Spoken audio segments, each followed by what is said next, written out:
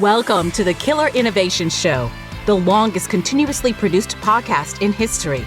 Each week, Phil McKinney brings you the insights and strategies to amplify your creativity and innovation skills. Here's your host, Phil McKinney.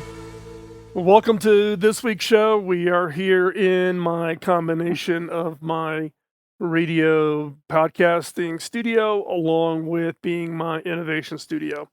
This week's episode, we're going to take a step back and lay some foundational information, and that is answering the question, what is innovation?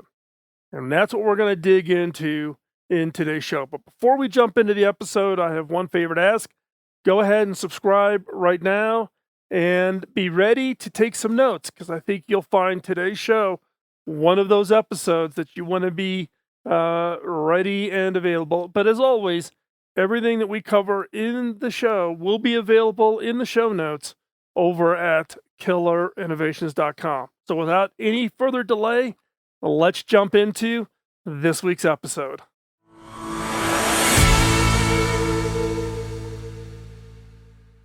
So what is innovation? Innovation is a term that has been so used and so abused, and in some cases misused. And it becomes such part of the natural language that we see it in our advertising, we see it in marketing campaigns, we see it everywhere. And in fact, if you play buzzword bingo, it's probably one of those key squares. If you see the word innovation in an ad or it's used in a business meeting, then you check it off and you yell bingo. Innovation is a term that if you asked 100 people, you'd probably get 100 definitions. What I'm going to try to do is not only to define innovation, but give you some context for it. So, what is innovation? Well, the most simple term of innovation, the definition of innovation is introduce something new. You're introducing something new, something that's not been there before, a new kind of product, a new feature to a product, all kinds, whatever. If it's something new that's being introduced, then that fits into this very simplified definition of innovation. Now, a more expansive definition of innovation would include it's the result of a multi-stage process whereby organizations, teams, individuals take an idea and transform it to create an improved product, a new set of features, an entirely new kind of product, a new kind of service, a new process in order to compete and differentiate themselves in the marketplace. That's a little bit of a more expansive. It's a multi-stage process. We'll talk about that a little bit later. But it's a multi-stage process whereby organizations transform an idea into improved products, services, or processes. And innovation can be any of those things that allows someone to compete. Now, the core tenet of innovation is make life better. And you've seen some marketing campaigns when they talk about innovation, it's about making life better. That's another simplified variation of this. Now, there's even a more simplified definition, and it's the one I actually use, which is ideas made real. Ideas made real. Now, why do I use this definition? Because ideas that are scribbled in a notebook that never get transformed into a new product or a new service or a process or capability, the value is absolutely zero. Ideas without execution is a hobby, and I'm not in the hobby business. An innovation gets created when the idea is transformed into something that others can use and that others can benefit from. And that is the key cornerstone, the key element about innovation. And innovation is an idea, a solution, something new, a spark that gets turned into a real product, a real service, a real capability. An idea made real. Now, there are different ways to categorize innovations. Can you categorize them and group them, define them, describe them in different ways? Well, there's a lot of different ways that you can do this, such as What are the uses of innovation? Sometimes referred to as the context of innovation. There's another way of defining them as what parts of an organization are impacted or who do innovation. So it could be the R&D department, it could be the marketing, it could be sales, IT, facilities. All are valid in doing work around innovation. Another way to categorize or think about innovation is who's implementing the innovation. Is it an institution? Is it an entrepreneur? Is it an intrapreneur, an organization or individual inside of an organization whose job is to act like an entrepreneur, but inside? And then there's also the definition of levels of impact. Is it incremental? Is it a game changing innovation? There are literally thousands of different ways to categorize innovations. It is a dizzying number. And given the fact that I've spent 30 years of my career, 40 years of my career now, actually, in the innovation game, every time I turn around, there's some new academic paper trying to describe what it is that meets these categories of innovation. And in the context of you can use any number of ways to do this. Now, for me, we're going to boil it down to two different dimensions. And those dimensions are the uses of innovation and the impact from innovation. So, this just to give you a simple mental model when you think about the types of innovations or how you describe innovations. Innovation, just as a simple term, is okay, but you have to put it in the context of how does it impact and how is it used? What's the uses of innovation, or where does innovation get used within the context of people, teams, organizations that want to innovate what it is they do? So we're going to focus and get rid of all the other fluff, and we're going to talk about these two categories, or these are uses of innovation and impact from innovation. So, what are the uses of innovation? What is this context of this definition of uses? So, the uses of innovation kind of break down into a couple of different uh, groupings. One is what we call institutional innovation, and these are the innovations that are deal with organizations that focus on their change in their policies, their standards, their regulation, processes, agreements, business models, ways of organizing, even org structure. How do you innovate your org structure? Institutional practices, relationships with other organizations, partnerships. That's what we mean by the institutional. Now, this is an area that in many cases people don't think about when they think about it in the context of institutional innovation.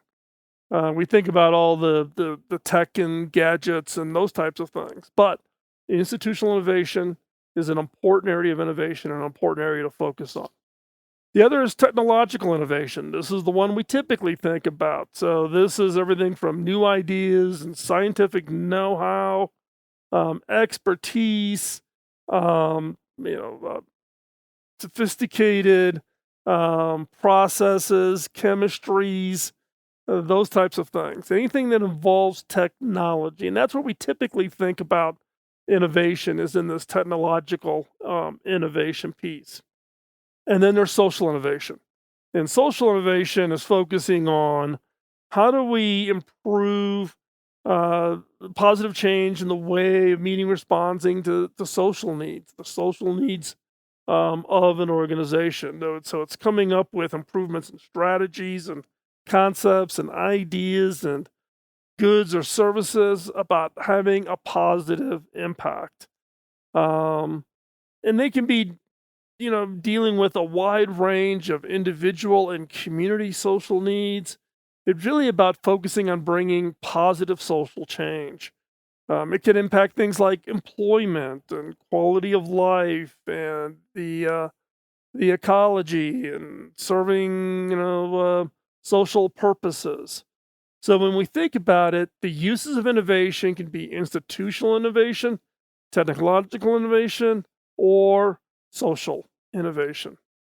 So what are the impacts from innovation? We talked about the one area. The second area we wanted to talk about is what are the impacts of innovation? And what we mean by what do we in the impacts of innovation, those fall into three buckets. One is incremental innovation. Now, an incremental innovation is the series of improvements made to a company's existing products and services. So it's that, make it better, a new feature, the next generation of a processor, the next new thing that you can add onto that product to make it stand out, to be different, have a better competitive response. These typically are lower cost, they're lower risk because you kind of know you got something that you're building upon, something that's successful, and you're incrementally improving it. Again, incremental innovation kind of gets a little bit of a push to the side. People think, "Oh, that's not real innovation." That's not. No, it is. It's real innovation. You can have real impact, and it can have monumental success if you know how to do it properly and you know how to stick with it. The next is breakthrough innovation. Now, breakthrough innovations are things that are going to create new markets, new value networks. Eventually, it disrupts existing markets, displacing established market leading firms, products, alliances. And that's where you kind of go in and you literally create a breakthrough. You're breaking through kind of the normal way the market is operating today, and you create some new approach that comes in that gets the attention of the marketplace, that gets the attention of customers, that becomes and establishes a new player to be a market leader. And that's what everybody wants to do, right? Everybody wants to create breakthrough innovations. And then the third category is disruptive or killer innovation. And what do we mean by a disruptive or killer? Disruptive innovation refers to a technology or any form of innovation, actually, that significantly affects the way a market or industry functions. Now, this does typically involve some element of technology or some element of fundamental, could be science, it could be materials, it's something that you have created that's foundational that others will build on top of, but you get that ground floor, something that you're going to build on top of, and it significantly alters what your competitors, entire industries will be using going forward. The invention of silicon microprocessors, that was a disruptive killer innovation. Now, everybody else has created things like software and browsers and AI on top of these processors, but the processors are the disruptive killer innovation. And what it also is a requirement to qualify as disruptive innovation or a killer innovation is the fact that you create a barrier to entry. You've got such an established position in this ground floor that your competitive success is somewhat baked into the fact that you've got a foundational position. What you have created, it is incredibly difficult for others to compete with. Now, the question I get a lot from this point about the impact, whether it's incremental or breakthrough or disruptive, is there any one that's more important than the other? No, they're all important. Now, I will tell you that you will more likely see incremental innovation. If you are part of an organization, if you are part of a team, and part of something that's been established, you're probably already seeing incremental innovation. You're going out, you're gathering new feature requests from customers, or you're interviewing internal people in your marketing department to help them come up with some way to innovate the way they market the products and services that you make available. Those all tend to fall into incremental. Breakthroughs, much less frequent, higher risk, higher level of investment, yes, there's a bigger reward. Disruptive, few, if any of us, will be able to benefit from a disruptive or a killer innovation. Are the best position you can be in is as others create these disruptives or killer innovations, the new ones, is for you to take advantage of those to create your breakthrough innovations on top of them. Things like creating new artificial intelligent models or something like that. So you will see incremental innovations day in and day out, breakthroughs, not as often. Disruptives, that's generational. That comes around much more infrequently. And so none of them are more important or less important, but what you want to be able to do is to know where you fit into that and know how to play out that whole piece. So the question now is how do uses and impact relate to each other? So we talked about uses, so institutional, technological, or social innovations, and the impact, incremental, breakthrough, or disruptive. How do those two interact with each other? What's the influence that they each have? Well, the way I think about it is I think about it in a 3 by 3, what I call the innovation matrix.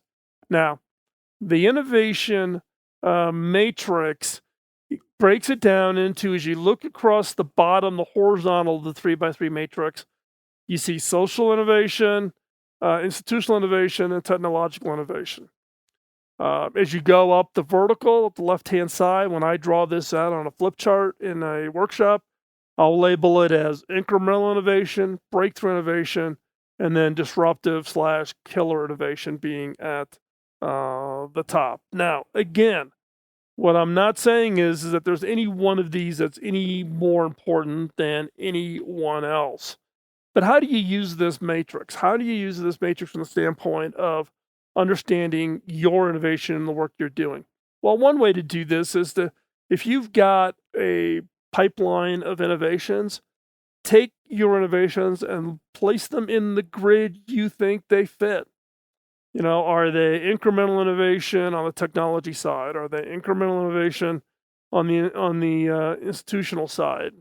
Or are they social innovations, meaning you've done some work where you're doing recycling of packaging, those types of things. That's societal innovation or social innovation.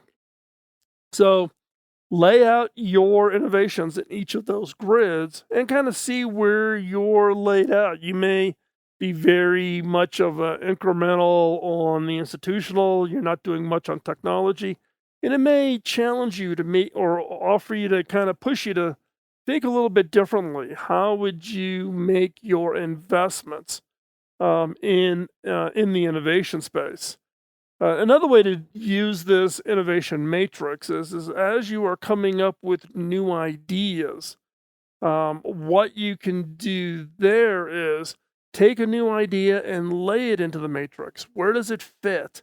Now, here's a little bit of insight.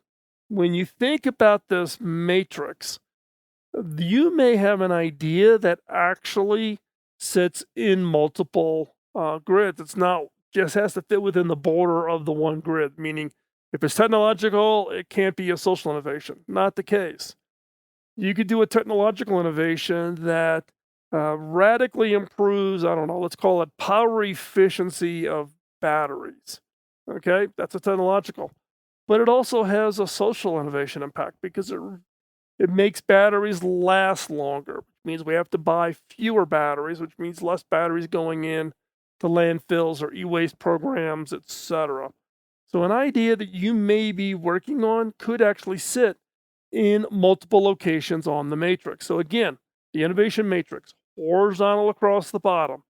It is the social innovation, it is the institutional innovation, and it is the technological innovation, the three uses of innovation. Up the left-hand side, up the vertical, starting at the bottom, it's incremental. Next up is breakthrough. And then at the top is disruptive or killer innovation. Now, another way that I've used this innovation matrix is also to look at investment spend. How much money should I be investing in each of these areas. If it's technological and incremental, how much of my budget goes there? How much do I put into institutional? And that all just reinforces the fact that you want to make sure you don't have an innovation blind spot when it comes to this. So, again, the innovation matrix helps put into context what the uses and the impact of innovation. So, my aim here was to give you an easy to understand definition of innovation that you can apply, and to give you a visual, a 3x3 matrix to think about innovation when you're working with the ideas you are or will come up with.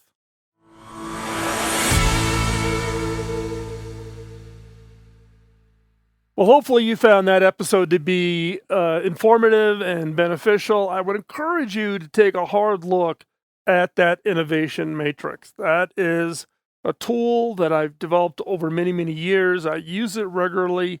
I use it also in my coaching and mentoring activities with CEOs and CTOs primarily to help them think about what is the right model, what is the right investment strategy, and where are they spending their time, and are they spending it in the right places? And it's not a one size fits all. It's not to say everybody needs to be doing all different types of innovation. Know where your focus is at, and then lead your team to work in those areas. So, if you would like to get more experience on this and other tools, check out the Disruptive Ideation Workshop. Go over to disruptiveideation.com. You can also check it out over at the Innovators Network. It's theinnovators.network. And you can check out all of the workshops, training courses, all of my materials, all of my workshops. I have licensed those to the Innovators Network, and they have trained trainers there that can help you and your team be successful when it comes to implementing and executing on your innovation strategy. I would also encourage you, if you've got questions, you want to chat, you want to comment, put them in the comments below, put them over on Killer Innovations, or join the conversation over at the Innovators community, and that is theinnovators.community. I hang out there. The community is made up from chief innovation officers of Fortune 500 companies all the way to college students and everything in between. So if you're into innovation, if you're passionate about creativity, if you're passionate about taking an idea you may have and commercializing in that, hop on over to the community, post about it, ask questions, see if someone may not want to be interested in working alongside with you to take your idea and make it real. So hop on over to theinnovators.community. It's free. There's no charge. It's something that we've just put together to bring innovators from around the world together to create a platform and a place where they can share, learn, and encourage each other. So with that, thank you for taking the time. Again, my one favor that I would ask is for you to tell others about the show. So post us a comment over on iTunes or over wherever you may be listening, whether it's iHeart, Spotify, SoundCloud, Stitcher, we're everywhere. We've been around for 16. We're in the season 16. We're in the middle of year 16. We'll be going into season 17 on March 1st. So we're everywhere. So you can find us, subscribe to us, and give us some feedback. And again, my one favor is to let others subscribe and tell others, share an episode that you may think others can benefit from, share that, and help us get the word out about what we're doing here on this show. And with that, thank you for your time. We'll talk to you next week. Bye-bye. Podcasting nonstop since 2005, this has been the Killer Innovation Show on the Innovators Network.